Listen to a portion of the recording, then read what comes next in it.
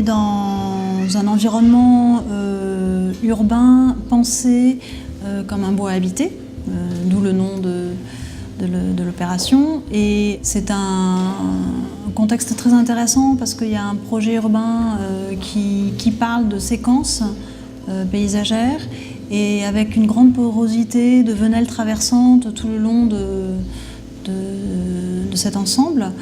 Donc en fait, on a travaillé dans cette logique avec 2 lanières bâties et une lanière centrale qui est paysagée, qui est un grand jardin central. Et cet ensemble longitudinal est traversé par 7 venelles qui offrent une grande porosité pour bien répondre à la question qui nous était posée.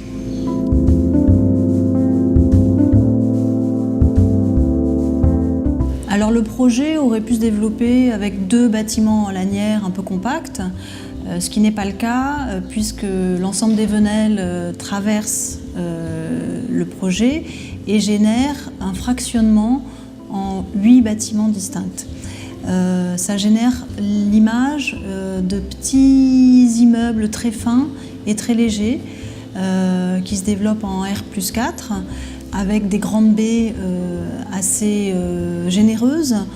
Donc on a le sentiment d'un environnement très doux dans le paysage et où la végétation s'interpose généreusement.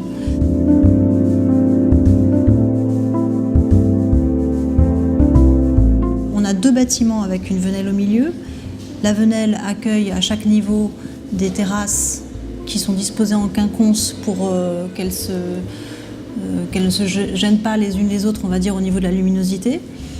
Et en fait, ces terrasses, à chaque fois, sont distributives. C'est-à-dire qu'on a, dans un des plots, une circulation verticale intérieure. De cette circulation verticale, soit on rentre dans l'immeuble, soit on passe par la terrasse pour rentrer dans l'immeuble d'à côté. Donc, de cette manière, il y a un bâtiment sur 2 qui accueille une circulation verticale. Ce qui permet l'économie des circulations verticales d'une part et qui offre quelque part les terrasses qui sont proposées sont nobles parce qu'elles forment entrée du bâtiment, du logement plutôt. Et ça permet aussi de récupérer quelque part la surface des distributions en terrasse, puisque les terrasses sont distributives. Donc voilà, c'est une espèce de petite pirouette économique et d'usage pour offrir les plus belles terrasses possibles qui sont d'une surface généreuse à chaque fois pour chacun des logements.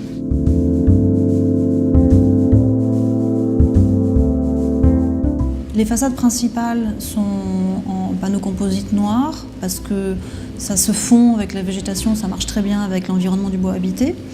Et puis on a des grandes baies vitrées généreuses, on s'est appliqué à chaque fois à donner les surfaces de vitrage les plus généreuses pour le meilleur ensoleillement possible.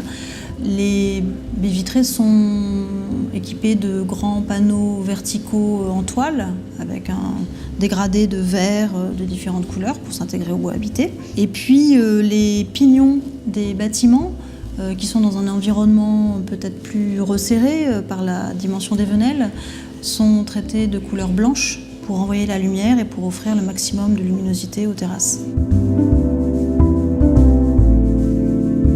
À chaque fois, on a à un niveau un palier pour 2 logements.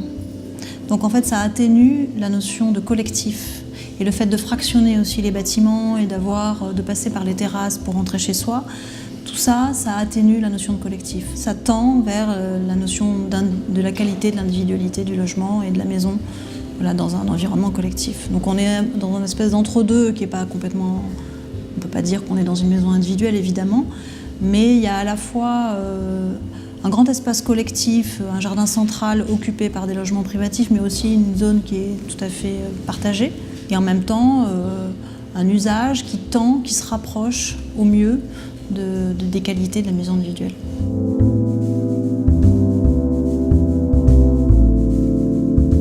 Ça permet à chaque logement d'être traversant, parce qu'on a un logement par niveau.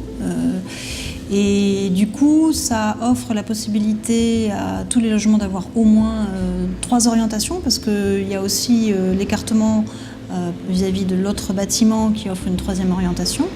Et aux bâtiments qui sont sur les angles, 4 orientations possibles. Donc ça Il y a vraiment un travail sur la luminosité et l'implantation bioclimatique du bâtiment qui est optimisé.